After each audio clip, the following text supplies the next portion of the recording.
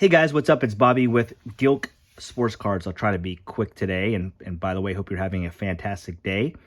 Just want to have a little quick chit chat about retail sports cards and my new direction. So I don't want to scare you.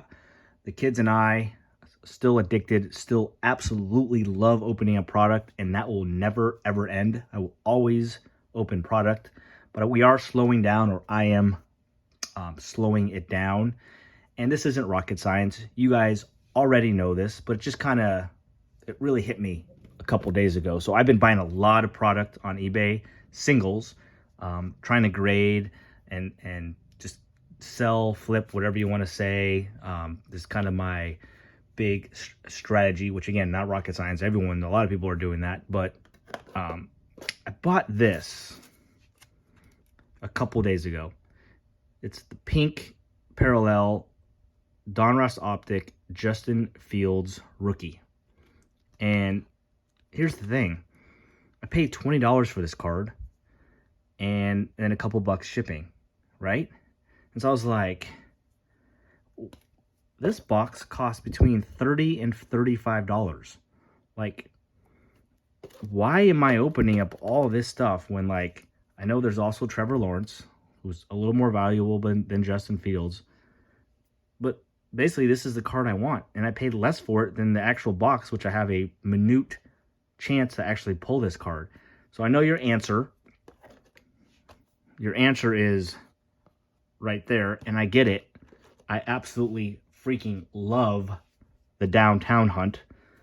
I've had zero luck with it, unfortunately. I haven't pulled one in a year and a half, unfortunately, but they exist. They're hard. They're obviously hard to get, and everyone's gonna get lucky every once in a while, but this doesn't make sense to me to just keep opening this, hoping to get this card when I bought it for less than the box. So, couple things. Number one, in the past, I was always trying to hold on to Mosaic, Select, Prism, and Donruss Optic in football. And I am no longer keeping any Select. The value of that product is going down. It's fun. I do like the Zebra Chase, and there's always seems to be some numbered cards in there. It's a fun product. But then you go and, a year later, as I'm looking up like Justin Fields, and I'm looking up some of the Select cards, the field levels and club levels compared to the Donruss Optic, the value in a PSA 10 it's a lot less. So it's just not as valuable. Mosaic, I love the design. It's also so fun to open up Mosaic, but it's the least valuable of the four. So I'm still going to open it, but not something that I'm going to keep. And then also rookie classes. Like, I had a pretty significant amount of 2022 football, and I'm like, dude, the quarterbacks are not good, and that's what drives football cards. Brock Purdy it's nice, dude. He's a nice story, and he's going to be a good quarterback, I hope. But, like, he's a perfect fit for that offense. He doesn't run the ball. He's not exciting. He doesn't make mistakes. He's a good quarterback. Don't get me wrong. Like, San Francisco should be excited about him. But, not like Joe Burrow and the things he does. Justin Fields with his legs and making, crazy plays. And Trevor Lawrence, he's not exciting. Kenny Pickett, it's kind of the same thing for me. I hope he becomes a nice quarterback, but he's not exciting. So I think this class is not going to be good. I think what it's going to remind me of is 2019, where there was pretty much like Kyle Murray, was Jones in there from the Giants. I think those were the two quarterbacks. Like, yeah, they're all right, but just not exciting, and the cards don't go for much, and that's just the way I feel 2022 is. So I'm not keeping any. I had some Donruss Optic in 2022. I've already sold it on eBay. I sold it for, $10 more per blaster box than I paid for it. I have these Prism on eBay. I haven't sold yet. I only got a couple selects. I'll probably just open those with the kids. I'm not going to keep any 2022 football because I don't believe in the rookie class. Okay. And then I'm going to sell a bunch of this as well on eBay. It's hot right now. Fields and Trevor Lawrence are two of the hottest quarterbacks. These are selling for more than double what I paid for them. So I'm just going to get out. I'm going to keep some of my mega boxes just because it's fun just to have a little bit. But I'm getting out of all my blaster boxes. And instead, I'm going to use that money to buy these cards, the guys I want. So that's the plan with that. Baseball, I got absolutely destroyed with Topps Chrome update in 2022. You know, all this talk about Julio and how he's the next best thing, and I drank the Kool-Aid, and I know there were some QC problems with this product, but I'm like, besides the Bowman, that's the card everyone wants. Like some type of parallel of Julio Rodriguez Topps Chrome and a PSA 10, like that's got to go nuts. I bought 16 mega boxes that I kept. I've sold half so far at pretty big loss. I'm just getting out of it. I got a couple light hobby boxes.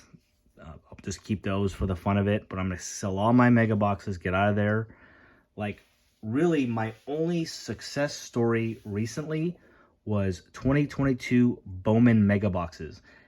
I had 12 of them. Man, I wanted to rip them all because Ellie De La Cruz is in that product, and Jackson Churio, who's another one of my favorite guys. But I paid $45, and they were selling for about $120 on eBay. And as hard as it was, I sold all 12 of them. Got some nice cash, and I've been buying a bunch of Junior Camaneros with that money because I think he's going to be one of the next hot prospects that people go crazy about. So I did that.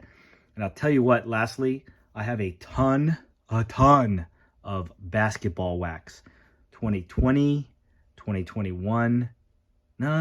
Excuse me, I don't have much 2020. Just a touch. But 2021, 22, I have a ton of it.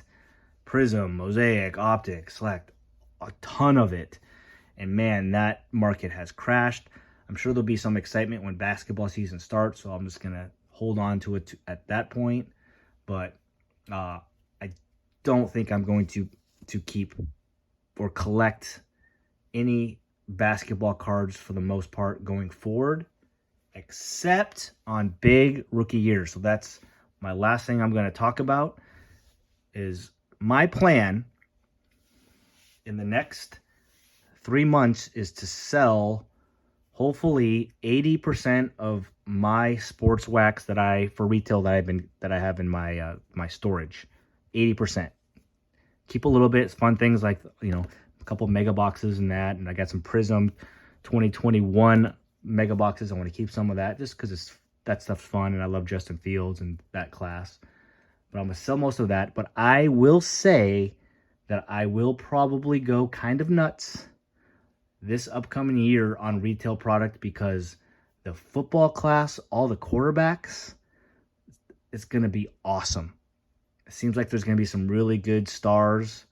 I think that stuff's gonna do really well in the future. And then Victor Wembanyama in basketball is gonna be great. And then Ellie De La Cruz, right? So I think next year, sports card wax is going to be really, really, really strong. So I'm going to try to get out of the majority of this and get into next year's stuff. Rip a bunch, hold on to some, and hopefully those players pop off and I have a nice little investment. So that is the plan. So all I'm saying is just be careful.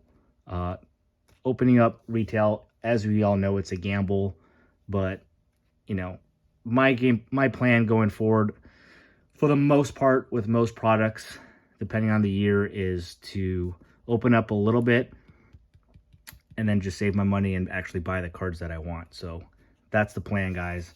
Thanks for listening. I know today wasn't rocket science, but if you were to see my storage, man, I got 80 boxes of cards. And so it's just money just sitting there where I could just do so much better things with it. So me, for the most part, I'm getting out of the retail. And I'm going to tell you one more story real quick because it just popped in my head. I had the chance a couple days ago to buy 3 Fanatics exclusive select basketball mega boxes. I was doing it. I was clicking on it. And then I decided not to. Looked at my email and Legacy Football Hobby Boxes came out. They were the same price for one hobby box with 2 autographs than the 3 Fanatics exclusive basketball mega boxes, and I bought the hobby box instead. So that's another thing I have. Again, Legacy is not the most amazing product, but you can get Anthony Richardson autos, and there's some, you know, some fun cards. Look forward to opening that with you guys probably in about a week when it gets in. But instead of spending $600 buying a bunch of blasters and mega boxes and all this, I want to cut that to about a fourth. And depending on the hobby box price, like football usually is a little bit too nuts, I want to buy a hobby box instead. Just go for it. I think I'm just gonna go for it. You know, that's where the big hits are, is on a hobby box. So I'm gonna try to do a little bit more of that as well. So please subscribe if you haven't. Give me a thumbs up. Give me a comment. What are you guys doing with retail cards? Do you guys have any in storage? You keep some? Or you just grab a couple boxes and open them and have fun that way, and then buy singles? Are you way smarter than me, basically? So that's it for today. I will have a video tomorrow. Have a great day, guys. Thanks for listening. Talk to you soon. Peace.